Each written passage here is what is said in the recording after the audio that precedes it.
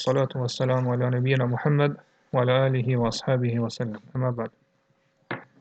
Sot inshallah do të vazhdojmë i përmend disa prej ngjarjeve të tjera që kanë ndodhur në vitin e 7 të hixhretit, po gjithashtu edhe në vitin e 8. Dhe autori vazhdon thot: "Thumma atat wa man baqiya muhajiran wa aqdu maymunata kana al-akhirah." Pastaj ka ardhur në këtë vit Habibe te pejgamberi sallallahu alaihi wasallam, edhe ata që kanë mbet prej muhaxhirëve në Habeshe. Edhe në këtë vit pejgamberi sa e ka martu Mejmunën, edhe kjo ka qenë gruaja e fundit cilën e ka martu pejgamberi sallallahu alaihi wasallam pe grave të tij. Po Habibe që kemi përmend dersën e kaluar ka qenë në Habeshe. Dhe atje pasi që ka vdek burri i saj, pejgamberi sallallahu alaihi wasallam e ka martu, edhe që kemi përmend, pra mehrin e saj e ka pagu në Gjashiu, dhe pastaj Habibe dhe të tjerë që kanë mbet për muhaxhirëve në Habeshe kanë ardhur te pejgamberi sallallahu alaihi wasallam, dhe në krye të tyre ka qenë Jafar ibn Abi Talib, dhe pa shok të tjerë të pejgamberit sa që kanë bërë hijret në Habeshe. Pra Jaferi është vllai i Aliut radhiyallahu anhu, djali i Axhës pejgamberit sallallahu alaihi wasallam. Dhe pejgamberi sallallahu alaihi wasallam kur ka ardhur Jaferi i ka thonë: "Ma adri ana bi qudumi Jafar asarru au bi fathi Khaybar." Thot nuk e di apo i gëzohem më shumë ardhes të Jaferit apo çlirimit të Khayberit. Po aq shumë e ka dashur pejgamberi sallallahu alaihi wasallam Jaferin, po djalin e Axhës tij. Dhe bashkë me këta që kanë ardhur prej Habeshës, kanë ardhur edhe banorët e Yemenit, të cilët quhen Ash'ariyun. Pra Ash'ariyun janë pjesëtar të fisit El Ash'ari, që ka qenë Ebu Musa El Ash'ari, i sahabive të njohur, dy vëllezërit e tij, edhe 52 apo 53 tjerë prej banorëve të Yemenit, cilët kur kanë dëgjuar që pejgamberi sallallahu alaihi wasallam është dërguar si pejgamber dhe ka bërë hijret në Medinë, pra edhe pasaj ka ardhur lajmi që ka çliru Khayberin, atëherë po kur kanë dëgjuar që ka bërë hijret, ata kanë dashur me bërë hijret së bashku me te pejgamberi sallallahu alaihi wasallam, pra kanë pranuar Islamin duke qenë në Yemen. Edhe kanë hyrë në anije prej Yemenit, mirë po Allah subhanahu wa taala ka dashur që anija tyne me shku në Habeshe. Dhe jo do thot në pjesën e Gadishut Arabik, pra afër Mekës. Dhe aty e kanë taku Jafar ibn Abi Talibin, radiallahu anhu, dhe shokët e tjerë pejgamberit që janë bërë gati me ardhur pra me anije në Gadishun Arabik, edhe me bërë hijret të pejgamberit, dhe kështu kanë ardhur gjithë së bashku. Dhe pejgamberi sallallahu alaihi wasallam pra i ka dashur shumë këta banorët e Yemenit. Edhe në një prej debateve që kanë ndodhur mes tyre dhe mes Umerit radiallahu anhu, kur ka kuptuar që ata kanë ardhur, ka thonë ne jena më parsor për pejgamberin sallallahu alaihi wasallam se në raport me të, ka se kena bërë hijret me të, bashkë me të. Mirë po pejgamberi sallallahu alaihi wasallam pas këtij debati ka thonë jo, keni bërë 2 herë hijret tonë. Po një herë në Habeshe dhe tash keni ardhur, kështu që Umeri dhe tjerë prej sahabëve nuk janë më primar ose më meritor për në raport me mua se sa ju. Dhe kjo ka ndodhur pra pas çlirimit të Khayberit. Kurse pak para çlirimit të Khayberit, te pejgamberi sallallahu alaihi wasallam ka ardhur dhe fisi Daus, që është fisi i një sahabiu të njohur. Cili prej sahabive i takon këtij fisi? Fisi Daus. Është prej sahabive të njohur.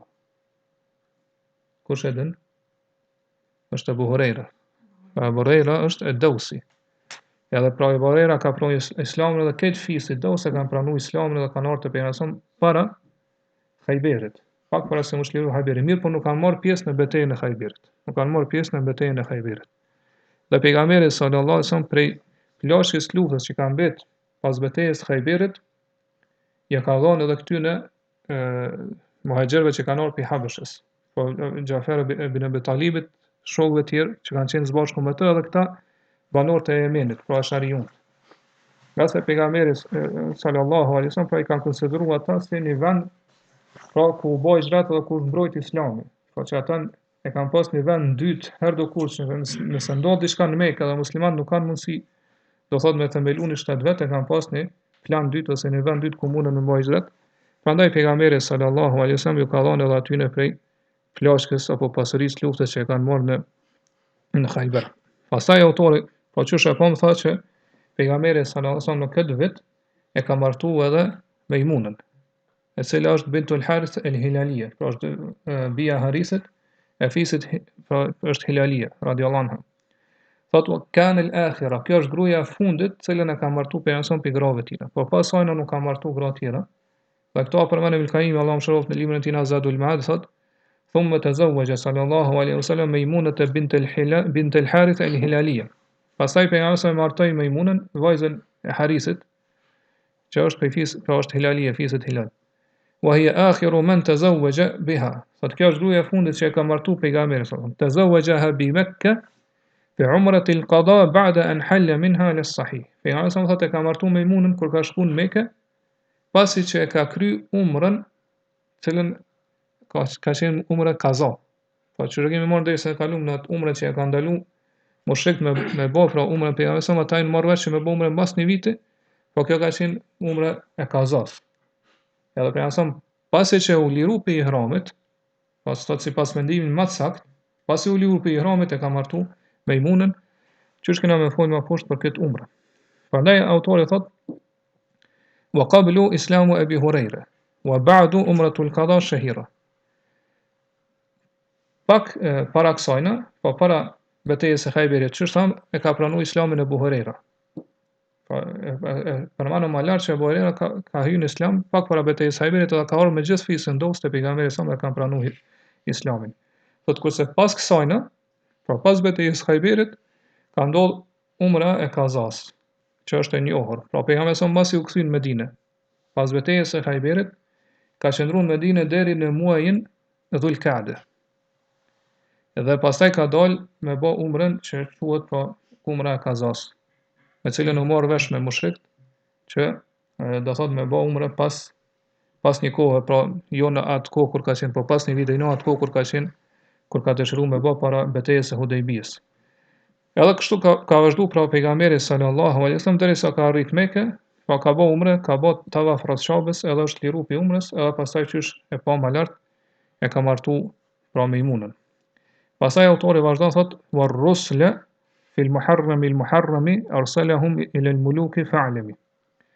Pastaj Allah pejgamberi sallallahu alaihi wasallam ka dërgu emisarët e tij, po njerëz të dërguarit e tij në muajin Muharram, i cili është muaj i shenjtë. Po i ka dërgu te mbretërit të ndryshëm të botës. Prandaj thot dije këtë mirë. Pra këta të dërguar pejgamberi sallallahu alaihi wasallam i ka dërgu sahabe, pe shokëve të tij. Edhe po thot ka ndodhur në muajin Muharram. Po muaji Muharram që shkruan për jasëm është Shahrullahi al-Muharram, e ka quajtur muaji i Allahut, Muharram, pra është për muajve të shenjtë. Është për 4 muajve të shenjtë ku nuk lejohet lufta. Pra pejgamberi sallallahu alaihi wasallam i ka dërguar këta pasi që u kthy prej Hudejbijës. Pra për shkak që këta i ka dërguar para se me bë umrën e Kadas. Dhe po thot ilal muluki fa'lim, i ka dërguar të gjithë mbretërit që kanë qenë rreth shtetit apo gadiçut arabik. Pra i ka dërguar një numër të madh të shokëve tina, si të dërguar për m'u kumtu njerëz ose mi thirr tjerë në fenë e Allahut subhanahu wa taala, m'u kumtu mesazhin prej Allahut subhanahu wa taala. Secilit prej tyre për jasëm ja ka dërguar nga një mesazh. Për shembull, Umar ibn Umayya ad-Damri e ka dërguar te Najashiu. Jo, vërtet Amr ibn Umayya ad-Damri e ka dërguar te Najashiu, dhe siç e dim Najashiu e ka pranuar Islamin. Dihja el-Kelbi e ka dërguar te Cezari, mbreti i Romakëve. Edhe Abdullah ibn al-Hudhafa as-Sahmi e ka dërguar te Kisraja. Mirë po, do thot Cezari, mbreti i Romakëve ka pranuar mirë letrën e pejgamberit, e ka nderuar të dërguarin e pejgamberit sallallahu alaihi wasallam, edhe letrën e tij. Kurse Kisraja, perandori i Persisë, e ka coptu letrën e pejgamberit kur e ka dëgjuar këto, ka thënë Allah ja coptoft mbretërinë, dhe kështu ka ndodhur. Domethënë Allah subhanahu wa taala ka shkatruar krejt mbretërinë e Persisë. Edhe pejgamberi ka thonë që mas mbretërisë Persisë më kurrë ajo mbretëri s'ka mos e melu. Edhe për shumë do thonë sa të kësaj dite mbretëria e Persisë kur më nuk ka ekzistuar në histori njerëzimit. Ka se do thotë ka nënshmuar dhe ka coptuar letrën e pejgamberit, mesazhin e tij.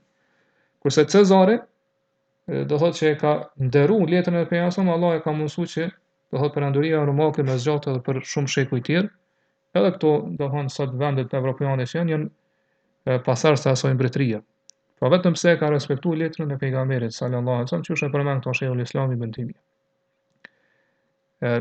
Po ashtu pejgamberi ka dërguar Hatib ibn Belta te mbreti i Aleksandrisë, i cili ka pasur emrin El Muqawqis. Edhe kë, domethënë e ka nderuar pejgamberin sallallahu alaihi wasallam. Pra u sill mirë me të dërguarin e tij, edhe ka qenë shumë afër me pranu Islamin, mirë po nuk e ka pranu Islamin, por i ka dërguar pejgamberin sallallahu alaihi wasallam dhurat, çish do ta shohim më poshtë. Enes radiallahu anhu thot, ana nabiyyu sallallahu alaihi wasallam kataba ila Kisra. Pejgamberi sa më shkruajti mesazh Kisras, perandorit Persisë. Wa ila Kaisar, edhe i dërgoi Cezarit. Wa ila Najashi, Najashi mbretit të Etiopisë. Wa ila kulli jabbarin yad'uhum ila Allah, të çdo tiran, të çdo diktator, do diktator i ka thirrë për te Allahu subhanahu wa taala. E për këtë këtyre Islamin e ka pranuar çepom Najashiu edhe mbreti i Bahreinit.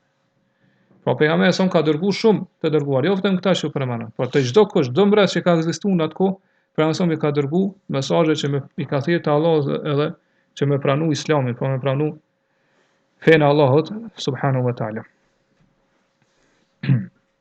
Dhe pastaj autori vazhdon edhe përmend, thot wa uhdiyat Mariyatul Qibtiyya. Edhe pejgamberi sa si dhurat ju dha Maria që ka qenë kopte.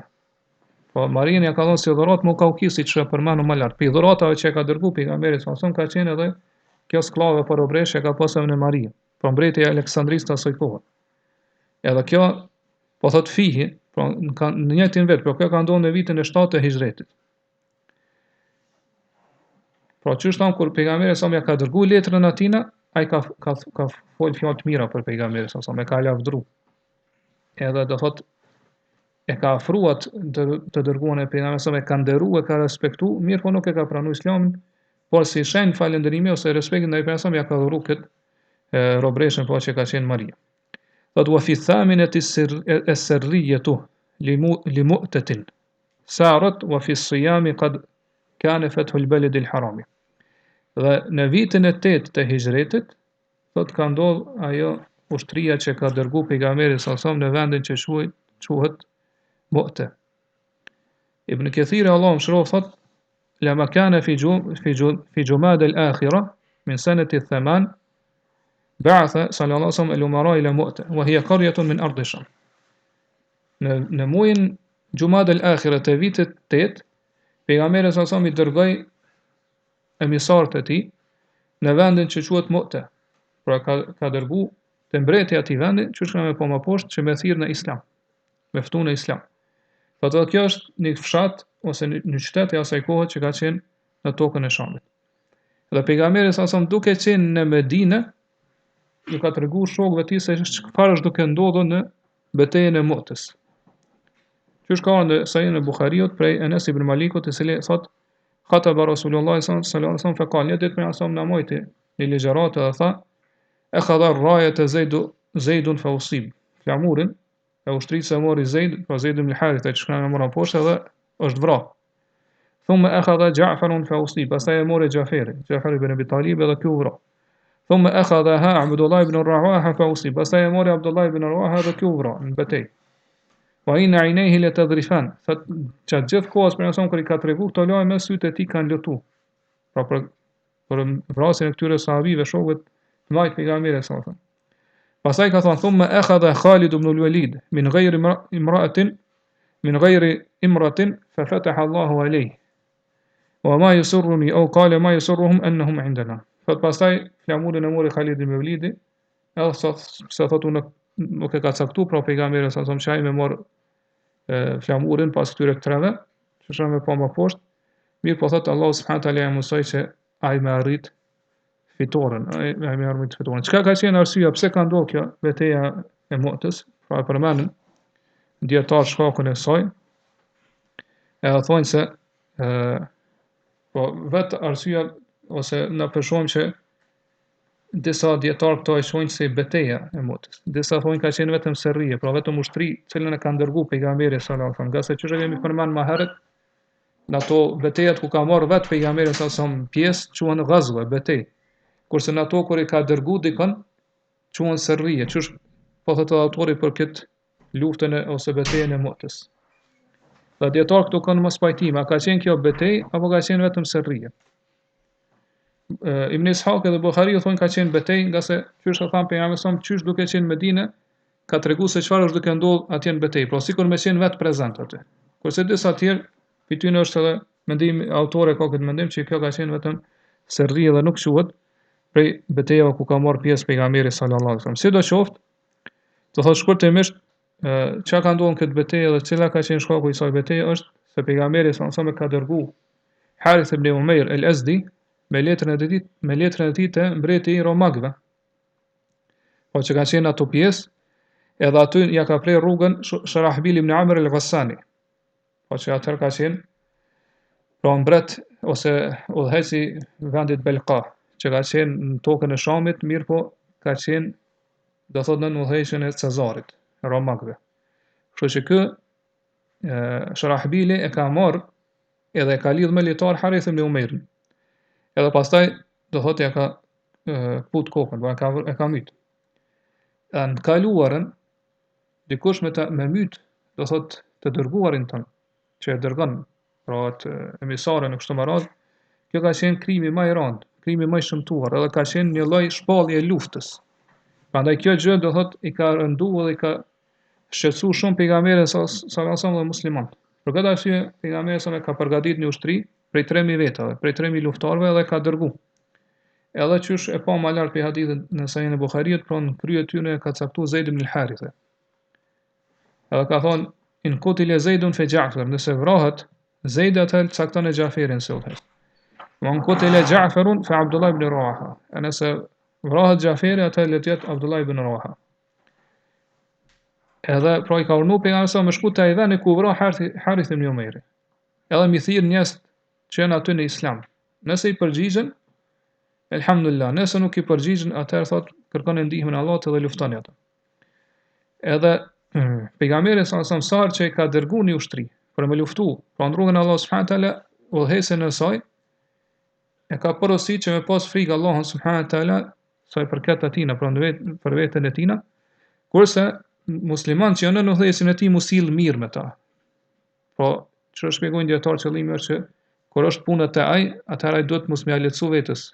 Mirë me pas frikë Allahun subhanahu taala dhe mi vepru ato që janë do thot punë serioze dhe të rëndësishme, kurse kur është çështja te ushtria ose ata që janë në udhëheqjen e tij, pra mos sill me butësi me ta, edhe më lehtësu çështjet.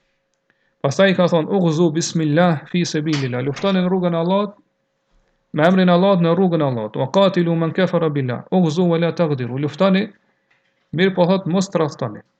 Po qëllimi është mos i thani marrveshjet, mos i shkelni besën edhe marrveshjet që i bëni me tjerët, mos tradhtoni. Pastaj thot wala taghullu, edhe mos merrni fshehta zi për plashkës luftës. Wala tumathilu, dhe as mos i gjymtoni apo mos i masakroni armiqt. Wala taqtulu walidan, edhe mos i mbytni foshnjët edhe fëmijët. Edhe kështu pra, kjo ka qenë këtë porosia ka dhënë edhe kësaj ushtrie, pejgamberi sallallahu alajhi wasallam këto urdhna. Edhe pastaj kjo ushtri u nis pej Medinës dhe ka arrit te vani, po që ka qenë ku vra Umair ibn Harith ibn Umair deri afër aty, mirë po aty e kanë kuptuar që armiqtë e tyre kanë përgatitur në ushtri të madhe, në numër të madh të ushtarëve kundër tyre. Po kanë qenë 100.000 prej romakëve dhe 100.000 prej arabëve. Po 200.000 luftarë kundër 3.000 luftarëve. Prandaj kur e kanë kuptuar këtë numër, atëherë sahabët kanë filluar të konsultojnë me Zeidin. E më thonë, disa kanë propozu, edhe kanë thonë, prishkojna pejgamberit sallallahu alaihi wasallam. Edhe për të regojna se çfarë numri i madh është të na prit për ushtarëve të armiqve. Edhe për janë se mos e do të na furnizoj me pjesë me ushtarë tjerë, ose do të na urnoj me një urdhën tjetër që ne do ta zbatojmë ashtu siç na urdhon pejgamberi. Mirë po këto Abdullah ibn Rawaha është ngrit, edhe do thotë ka ndërprer këtë debat. Edhe ka thonë, o ju njerëz, thotë ajo për cilës ju po urreni edhe po ikni është ajo për cilën keni ardhur, po për me ra shehid në rrugën e Allahut subhanahu taala. Thotë na kur nuk i kena luftuar njerëz duke u bazuar në numrin apo forcën edhe fuqinë edhe sa është numri i ushtrisë tonë. Mirë po thotë i kena luftuar për këtë fe me cilën Allah subhanahu taala na ka nderuar. Prandaj thotë esni përpara, shkoni përpara Edhe dine që na pret njëna për dy të mirave, ose kena me fitu, ose kena me ra shahid në rrugën e Allahut subhanahu wa taala. Edhe kështu pra Zeid ibn Harith i ka marrë këta ushtarë që kanë qenë me ta pra 3000 vet, edhe kanë shkuar deri te vani i quajtur Mu'te, që është në jug të Shamit, pra në jug të Shamit edhe aty pra kanë filluar me luftu kundër romakëve, edhe vërtet do thonë fillimi i luftës ka qenë do thotë një kasaphan e madhe, pra ka pas duran prej dy anëve. Edhe qysh e pa pra betejë ka përfunduar me vrasjen e 3 komandantëve të ushtrisë muslimane. Edhe këto pasaj muslimanët janë pajtu që në krye tyne me qitë pas të udhëheqës ose zanë si tyre me kanë Khalid ibn Walid. Edhe kur e ka marrë flamurin Khalid ibn Walid, ai ka përdorur një taktik. Pra u mënu që pra misioni i tij dhe qëllimi i tij ka qenë me pështu këtë ushtri prej këtij numrit të madh të armishve. Po këto e ka llogaritë si fitore dhe si triumf. Edhe me lejen e Allahut subhanahu taala këto ka arrit. Prandaj ai gjithmonë ka bë sulme do thonë e ka përdorur atë taktikën e tërheqjes. Po ka sulmuar dhe tërheq, ka sulmuar dhe tërheq. Po në fushën e betejës. Edhe kjo është për luftave më të vështira ose metoda më vështira që përdoren në betejë. Po që vazhdimisht më organizu, pra me sulmu më tërheq, edhe kështu i shkakton numër më të madh. Po nda me armikut, edhe do thotë arrin që me shpëtu atë numrin e ushtarëve tu. Edhe kështu ka vazhdu betejën derisa ka rënë nata. Kur ka rënë nata ka qenë një kohë ose një paqe e përkohshme, mirë po Khalidi radiallahu anhu këtu e ka përdor ose e ka shfryzu këtë kohë pra natën që mi riorganizu parat të ushtrisë tine dhe e ka sulmu pra ushtrinë e romakëve më një herë pasi që ka hyrë sabah. Pra mos e kanë fal sabahin, më ne ka sulmu edhe do thotë ka vrarë shumë prej tyre, po duke qenë ata të papërgatitur për këtë sulm. Edhe në këtë sulm e dytë për muslimanët janë ndrova të 12, jo më shumë. Prandaj do të thonë Khalid ibn Walid pasaj mas kanë u tërheq edhe ka marrë ushtrinë e tij e ka kthyer në Medinë. Prandaj pra kjo gjithashtu dietar mund të thonë që përmes kësaj strategjie dhe kësaj taktike edhe trimërisë që ka përdorur Khalid ibn Walid, po duke shpëtuar ushtrinë e muslimanëve prej humbjes që vërtet ka qenë e pashmangshme, edhe ka mund të qenë shkatërrimtare po me vdek krejt ushtria, llogaritet pra që do thotë Khalidi veç se ka arrit me triumfu. Po ka qenë triumfi më i madh ose fitoria më e madhe që e ka arrit Khalid ibn Walid duke marrë parasysh rrethonat e betejës edhe çfarë numri të madh ka pas ushtria e mikut, e sidomos do thotë kur e marrën parasysh që prej tyre do thotë ka pas humbje të mëdha, kurse për muslimanëve pa që po numri i drave ka qenë shumë i vogël. Pastaj autori vazhdon thotë: "Wa fi siyami qad kana fathu al-balad al-harami." Kurse në muajin e agjerimit, pra në muajin e Ramazanit, në vitin e 8 hixhretit, ka ndodhur çlirimi i vendit të shenjtë, pra çlirimi i Mekës. Po qysh ka ardhur në librat e historisë, mushrikët e Mekës e kanë thyer marrëveshjen që ka pas me pejgamberin sallallahu alaihi wasallam në Hudejbie, dhe pastaj për sa këto ka shfryzu, do thotë që me shku edhe me çliru Mekën, edhe ka qenë së bashku me të 10.000 luftar, dhe Allahu subhanahu taala përmend në shumë vende në Kur'an për çlirimin e Mekës, prej tyre është surja Hadid. Në ajetin e 10 kur Allah subhanahu taala thotë: "La yastawi minkum man anfaqa min qabli al-fathi wa qatil, ulaika a'lamu darajatan min alladhina anfaqu min ba'du wa qatilu." Nuk janë të barabartë ata të cilët kanë shpenzuar rrugën e Allahut para se mu çliru Mekka dhe kanë luftu. Pra këta kanë shkallë më të lartë te Allah subhanahu taala, po pozitë më të lartë se sa ata të cilët kanë shpenzuar dhe kanë luftu pas çlirimit të Mekës, pas çlirimit të Mekës. Dhe pra çlirimi i Mekës ka ndodhur pasi që mushrikët e Mekës e kanë thyer marrëveshjen, do thonë kjo është një histori më e gjatë që e kanë përmend dietarët çysh ka ardhur deri te thyrja e marrëveshjes, mirë po Allah subhanahu taala ka mundsuar pejgamberin sa që çlirimin e Mekës me çliru pa vrasje të shumta ose pa luftë të madhe.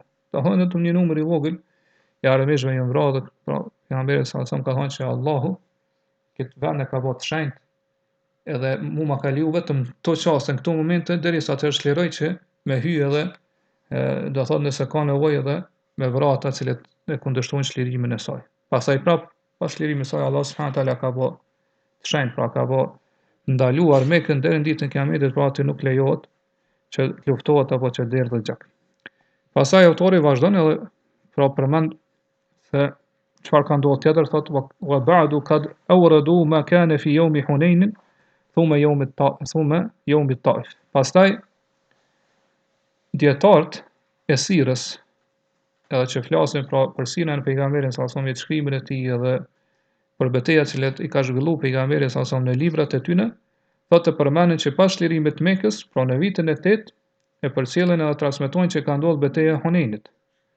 Betejë e Hunenit gjithashtu quhet betejë e Autas, nga se këto dy vende janë vendet që janë afër njëra tjetrës dhe janë mes Mekës e Taifit.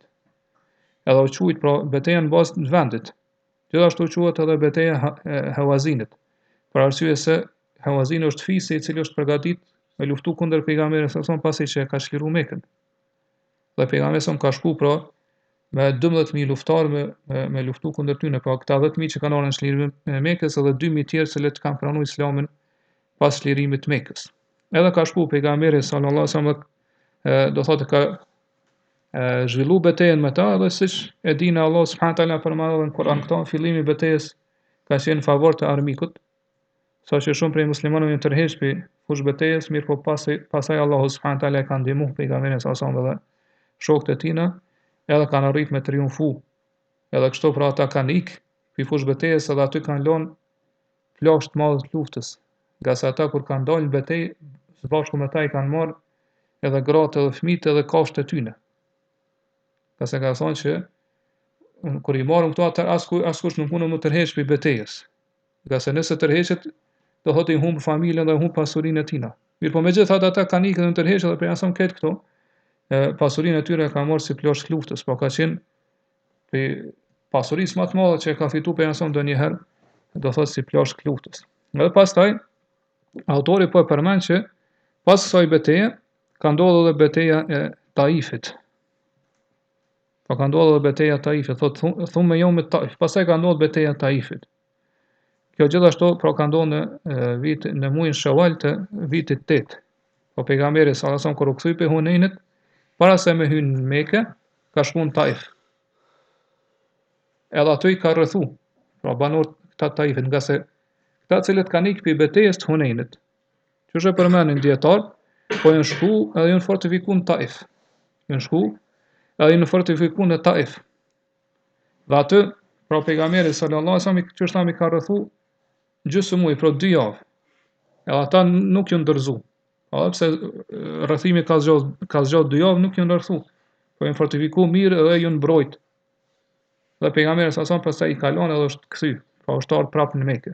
Edhe nuk ka zhvilluar ndonjë luftë kundër tyre. Mirë po, pastaj thotë wa ba'du fi dhil qa'da i'timaruhu min al-ji'rana wa istiqraruhu.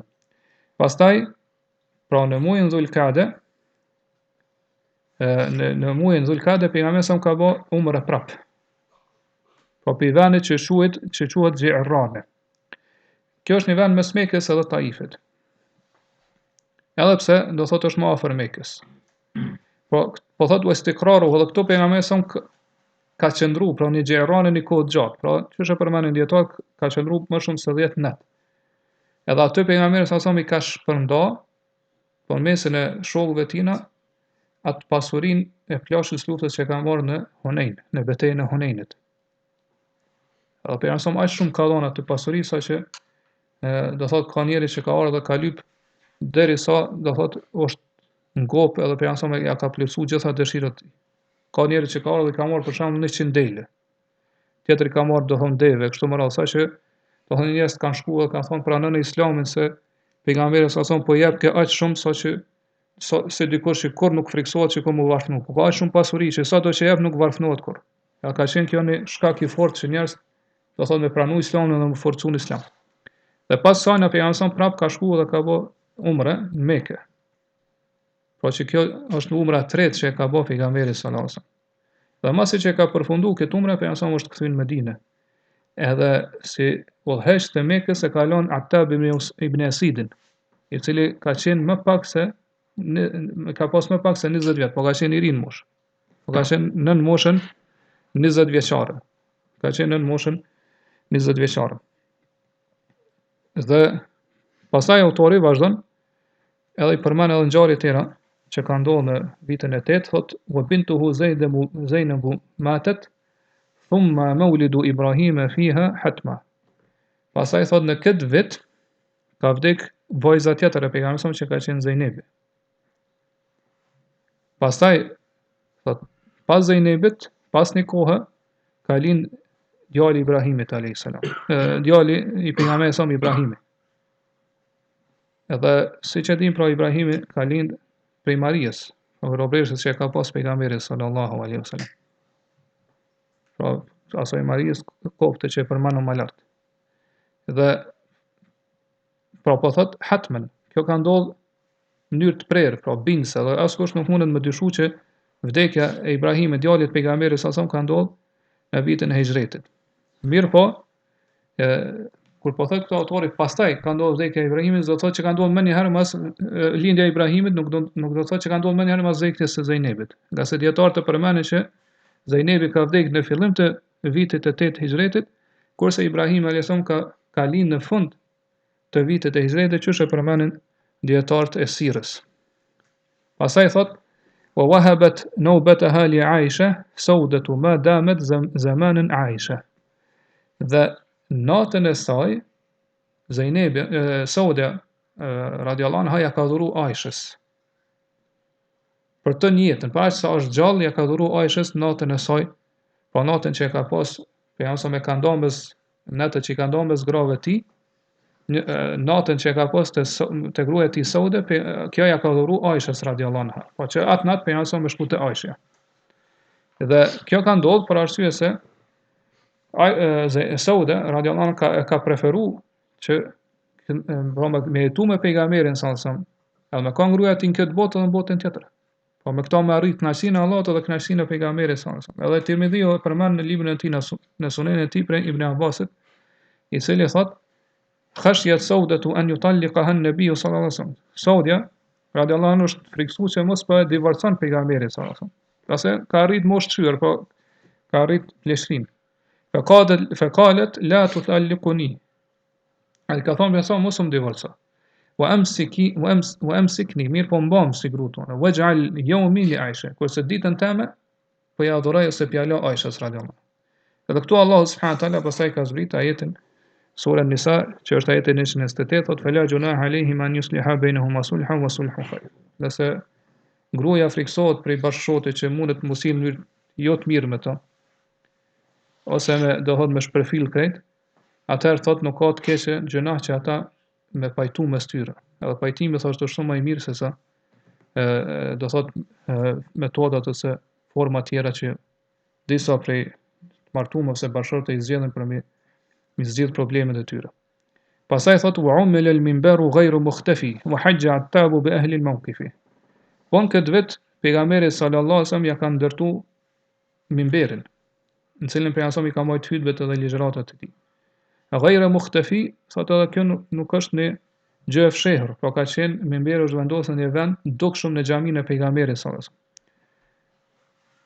wasallam. Dhe Ibn Lethiri kur flet rreth kësaj ngjarje thot wa fi sanati 8 umila minbaru rasulillahi sallallahu alaihi wasallam fa khataba alayhi. Në vitin e 8 hixhretit është ndërtuar minberi i pejgamberit sallallahu alaihi wasallam dhe aty ka vazhduar me mbajt hutbet edhe ligjëratat e tij. Wa kana yakhutubu ila jid'in. Para kësaj pejgamberi sallallahu alaihi wasallam thot ligjëratat ose hutbet i mbante në cung drurit, po në një pjesë drurit të hurmës. Fa hanna al-jid'u hatta sami'a an-nasu sawtahu. Kur pejgamberi sallallahu alaihi wasallam e ka braktis këtë cungën, edhe ka hyrë në minber, thot këtë cungë ka filluar me rënku, me çajt. Saqë thot njerëzit e kanë dëgjuar zonën e tij. Fa nazala ilayhi fa wada'a yadahu alayhi fa sakana. Thot pejgamberi ka zbrit, edhe ka filluar me lmu, me fërku, derisa u qetësuaja. Wa huwa awwalu minbarin umila fi al-islam, thotë ky është minberi i parë që është ndërtuar në Islam. Kjo transmetohet edhe te Sahih Buhariut prej Jabir ibn Abdullahit, radhiyallahu anhu, i cili tregon se një grua prej ansarëve i ka thënë pejgamberit sallallahu alaihi wasallam: "Ya Rasulullah, ela ej'alu laka shay'an taqudu alayh." A dëshiron që ta ndërtoj për ty një gjë, po në minber ku ti ulesh edhe imon ligjëratat ndo. Fa inna li ghulaman najjar, nga se thotë unë kam një rob, një skllav i cili është zdrukstar. Kale in shi'ti, për janë së nga nëse dëshiron, mundesh me ndërtu këto. Qale fa amilet lehu l-mimber. Pra të ajo pra urnoj atë sklavin e saj edhe ndërtoi këtë mimberin për pejgamberin thos. Falamma kana yawm al-jum'a qa'ada an-nabiy sallallahu alaihi wasallam 'ala al-minbar alladhi suni'a. Fat kur erdhi dita e xumas, pejgamberi sa mu ul në atë mimberin, cilën e ndërtoi pra ky sklavi i kësaj gruaje. Fasahatin nakhlatu allati kana yakhutubu 'indaha hatta kadat an tanshaq. Kur e pa tha kur ndodhe kjo, atëherë thot ai druri i hurmës, i pemës palmës hurmës, cilën pejgamberi sa ka marrë ligjërata më herët thot bërtiti aq shumë sa që gati u nda në dy pjesë, gati sa nuk u qa. فنزل النبي صلى الله عليه وسلم حتى أخذها فضمها إليه. Thot edhe pejgamberi sa zbriti për mimberit edhe e mori, edhe e përçafoi ato dhe shtrëngoi. فجعلت تئن أنين الصبي الذي يسكت حتى استقرت. Thot ai filloi pra të rënkoj ashtu sikur se fëmia, cilin e merr pa prindi edhe e qetson derisa u qetësua thot edhe ajo. Qala fabakat ala ma kanat tasmi'u min adh-dhikr. Thot edhe ka thonë që ka qajt, po pejgamberi ka thonë që kjo ka qenë për shkak të këshillave edhe pra ligjërata dhe fjalët pejgamberit sa që i ka dëgju kur ka qenë po pejgamberi i ulur në bytë. Po kjo tregon se do thot pejgamberin sallallahu alaihi wasallam e ka ndosht edhe gjërat e ngurta. Po edhe kjo ka ndosht, ashtu ka në hadithin tjetër që pejgamberi ka thonë Uhudi na don neve dhe na dojmë ata. Po ashtu besëm ka tregu që ende thotë di një gurin Mekë i cili sar kum kalua fartimin ka dhënë selam e kështu më radh. Po Allah subhanahu taala e ka bëu pejgamberin dashur jo vetëm për njerëz për besimtar të mirë, po edhe për gjërat që nuk kanë ndërgjegje, po për gjërat që janë ngurta që nuk kanë shpirt. Pastaj autori thotë wa hajja attabun. Në këtë vit hax ka bëu edhe Attabi, bi ahli al-mawqifi me banorët e Mekës. Pra qysh sa më lart Attabi është Ibn Esidi që pejgamberi e ka lënë kur u kthyn në Medinë si udhëheqës ose pres Mekës. Ibn Hajar në librin e tij Al-Isaba thot aslama yawm al-fath, Attabi ka pranuar islamin në ditën e çlirimit të Mekës. Wasta'malahu an-nabiy sallallahu alaihi wasallam ala Makkah lamma sara ila Hunain wastamar. Thot pejgamberi sa e ka lënë si udhëheqës të Mekës kur ka shkuar në Hunain. Edhe kështu ka vazhdu. Wa qila inna masta'malu ba'da an raja'a min at-Ta'if. Disa kanë mendimin që më ka caktuar si udhëheqës të Mekës, si pres të Mekës, pra emir, pasi që u shkthyi prej Taifit. Wa hajja bin nasi sanat al-fath. Edhe në këtë vit kur u çliru Mekka, Attabi e ka bë haxhin bashkë me banorët e Mekës. Po thot bi ahli al-mawqif bashkë me banorët e Mekës. Prandaj Ibn Kathir thot fakana awwal man hajja bin nasi min umara al-muslimin. Attabi ka qenë i pari për udhëheqësat muslimane që ka bë haxh së bashku me njerëz.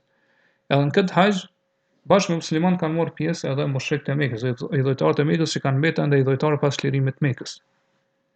Pra, kjo na tregon që do thotë mushrikët e idhujtarët e Mekës e kanë pasur si traditë me bë haxh edhe do thotë para se marrë Islami, pra kanë vetë si traditë prej kohës së Ibrahimit alayhis salam e tutja mirë, po edhe pse ata do thotë i kanë ndryshuar disa prej riteve apo ceremoninë të haxhit, pastaj kanë shti ato shirkiate ndryshme e kështu me radhë. Në këto do thotë përfundojnë edhe ato ngjarjet kryesore që kanë ndodhur në vitin e 8 të hixhretit. Inshallah në dersën e ardhshëm do të flasim edhe për ngjarjet që kanë ndodhur në vitin e 9 të hixhretit, e nëse kemi kohë edhe për ato që kanë ndodhur në vitin e 10 të hixhretit. Allah subhanahu wa taala di më mirë, Allahu a'lam, wa sallallahu ala nabina Muhammad wa ala alihi wa sahbihi wa sallam.